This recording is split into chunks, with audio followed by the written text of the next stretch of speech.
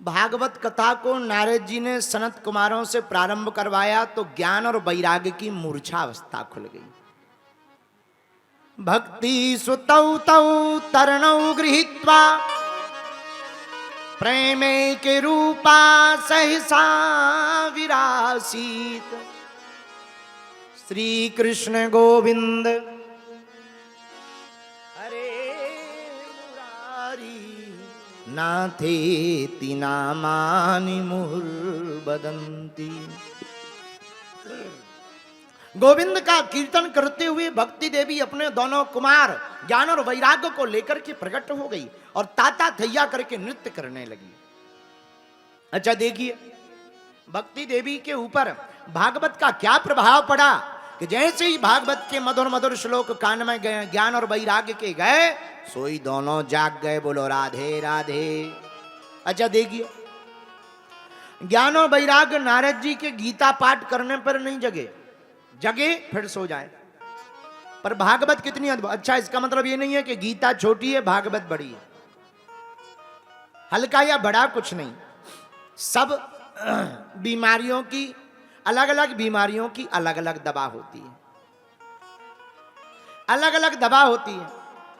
इसीलिए किसी को भी, किसी का भी ज्ञान का, वैराग्य का या भक्ति का मन अगर सुसुप्त हो जाए, ज्ञान जगा हुआ ना हो, वैराग्य आ ना रहा हो, भक्ति प्राप्त ना हो पा रही हो, उस साधक को श्रीमद् भागवत कथा का बार बार पाठ का श्रवण करना चाहिए। जो बार बार पाठ को सुनेगा, कथा को सुनेगा, ज्ञान जग जाएगा, वैराग्य चैतन्य हो जाएगा और भक्ति देवी हृदय में स्थापित हो जाएंगी।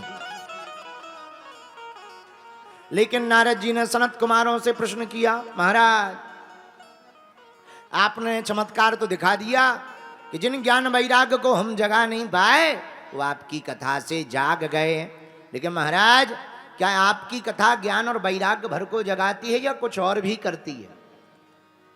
सनत कुमार बोले, नारद जी श्रीमद् भागवत कथा बड़ी अद्भुत है। ये केवल सोए हुए आदमी को जगाती नहीं है, केवल पापी भर का तरन तारण नहीं करती। फिर सनत कुमार बोले, नारद जी कोई आदमी जिंदगी भर पाप करता रहा हो, पाप करते करते महापापी बन गया हो, महापापी बन करके अगर मर भी गया हो, मरने के बाद भी अगर उसके नाम से भागवत कथा करवा दी जाए तब भी उसका उद्धार हो जाता है। ऐसा सदग्रंथ श्रीमद् भागवत है। बोलो भागवत भगवान की, भागवत भगवान की। जहां इतना सुना सोई नारद जी बोले, महाराज बातें तो बहुत हो गई, कोई प्रमाण हो तो प्रमाण बताओ। आज तक ऐसा कभी हुआ है? बोले बिल्कुल हुआ। सुनाओ महाराज। आगे कथा कहते हैं, तुंगभद्रा नाम की नदी के किनारे एक सुंदर नगर बसा हुआ था। वहां एक ब्राह्मण रहते थे, उनका नाम था आत्मदेव। क्या नाम था? आत्मदेव। आत्मदेव नाम के शर्मा ब्राह्मण रहते थे, बड़े ही गुणज्ञ ज्ञानी त्रिकाल संधना करने वाले ब्राह्मण थे, कर्मकांडी ब्राह्मण थे। इनकी पत्नी थी, पत्नी का नाम था धुंधली देवी। ब्राह्मण जितने धर्मात्मा, देवी जी उतनी उल्टी, और होता ही है। ब्राह्मण देवता जितने धर्मपरायण, पत्नी उतनी ही खतरनाक। जब तक पड़ोसी से लाठी चार्ज ना हो जाए तब तक वो रसोई घर में कदम भी नहीं रखती थी। इतनी खतरनाक, लड़ती रहती थी, एक ना एक से रोज लड़ाई करती थी, करकसाती। अच्छा लड़ाई ऐसी नहीं, जब लड़ाई हो गए सोई पानी का मटका लेकर के बगल में खड़ी हो जावे और पानी का मटका भर ले में धल्ले में।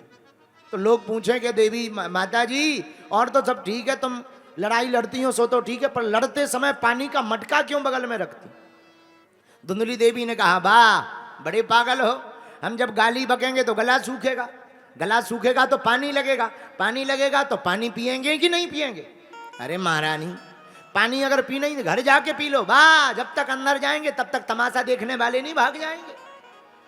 हाँ, इसलिए हम पानी पी पी करके गाली बकते हैं। बोलो सीताराम। ब्राह्मण देवता बड़े सीधे साधे, भगवान की बड़ी कृपा, सब कुछ घर पे था। एक ही कमी थी, क्या? कोई संतान नहीं थी।